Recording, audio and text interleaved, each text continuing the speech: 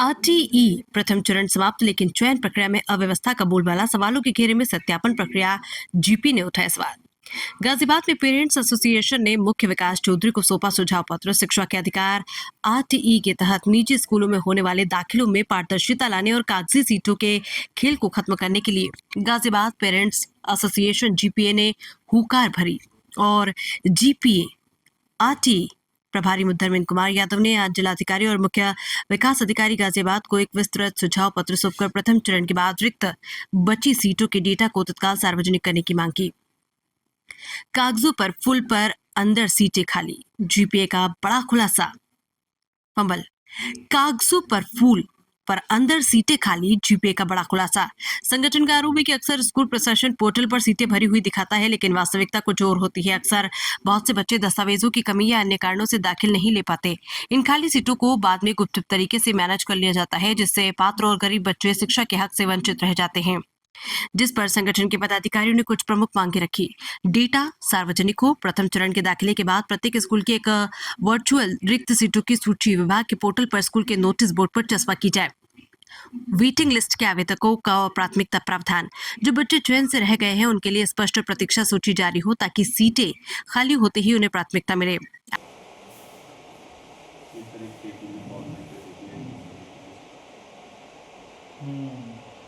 दाखिल ना होने का नाम मैंने और अच्छे से मंगाई फॉर्मेशन में एक तो मैं आपको दूंगा किस काम पे वो लोग किस काम में सर अभी जो रिएक्शन हो रहा था वो बहुत गलत हो रहा था। अभी मैंने आपको भेजा भी था और भी वो मैंने भेज दिया था, हमको चेक भी करा रहा हूँ और भी आंसर ऐसे नहीं फोटो खींच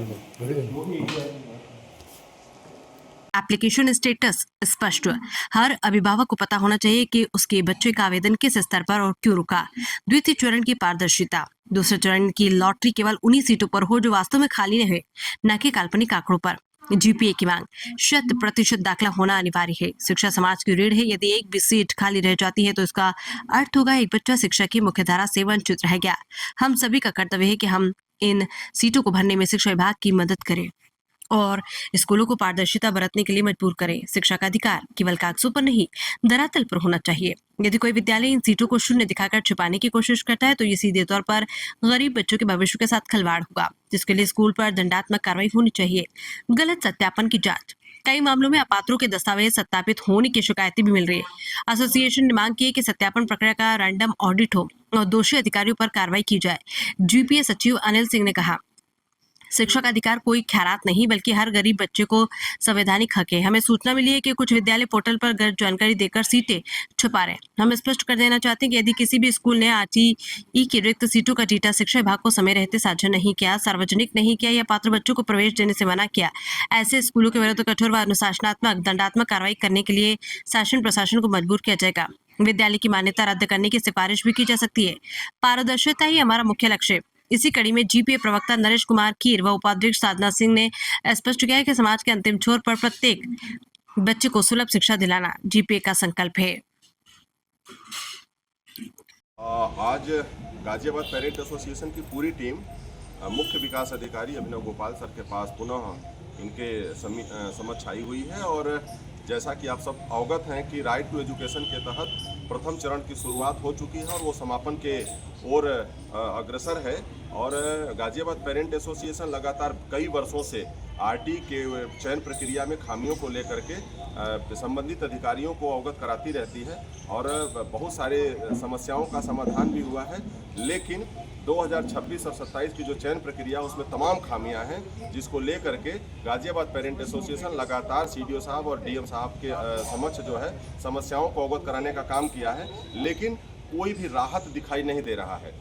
प्रथम चरण समाप्त होने की स्थिति में है, लेकिन अब तक किसी भी समस्या का समाधान नहीं हो सका है। हालांकि मैं आपको बताना चाहूँगा कि मुख्य विकास अधिकारी लगातार जो है कि हम लोगों को अवगत करा रहे हैं और हम लोगों को आश्वस्त कर रहे हैं कि समस्याओं का समाधान निश्चित रूप से किया जाएगा। और वो लगातार बीएसए कार्यालय को, बेसिक शिक्षा अधिकारी को कॉल भी कर रहे हैं, फ़ोन भी कर रहे हैं और उनसे वार्तालाप भी कर रहे हैं। लेकिन अभी तक प्रथम चरण समाप्त होने के स्थिति के बाद भी अभी तक कोई भी समाधान नहीं निकल पाया है। समस्याएं बहुत हैं। उन समस्याओं को लेकर के आज हमारे जो जिले के कोऑर्डिनेटर हैं धर्मेंद्र यादव जी, वो पुनः आए हुए हैं और बाकी चीज़ें ये बताएंगे कि वास्तविक में समस्याएं वास्तविक में हैं क्या क्या। देखिए, मैं बताना चाहूँगा कि सबसे पहली समस्या है कि जब पोर्टल नया बना था तो उसमें एप्लीकेंट यूज़र जो मैनुअल होता है वो अपलोड ही नहीं किया गया। पुराना वाला यूज़र मैनुअल अपलोड है, तो अभी का जो इंटरफेस है वो पहले वाले इंटरफेस से मेल ही नहीं खाता है। तो इसलिए जो है स्टूडेंट अगर नॉर्मल पेरेंट्स भी अगर उसको खोलेंगे तो वो फॉर्म को नहीं भर सकते हैं। दूसरी प्रॉब्लम यहाँ पे क्या आ रही थी कि साइट पे प्रॉब्लम थी, इतना ज़्यादा जो है बढ़िया तरीके से इन्होंने साइट तो बना दी लेकिन जो है वो चली नहीं रही है। डेटा सर्वर लॉस कभी कुछ प्रॉब्लम जो है आ ही रही हैं। और इसमें फिर आगे पता लगा कि इसमें बहुत सारे बच्चों की जो नाम है उनके अंदर वेरिफिकेशन के अंदर बहुत सारी दिक्कतें हैं। और जैसे वार्ड में वो स्कूल है नहीं लेकिन उसको भी वेरीफाई कर दिया है, और जो स्कूल उसके घर के बिल्कुल नज़दीक है और उसको जो है रिजेक्ट कर दिया है। क्या कहकर रिजेक्ट कर दिया है कि वह उनके घर से स्कूल बहुत ज़्यादा दूर है।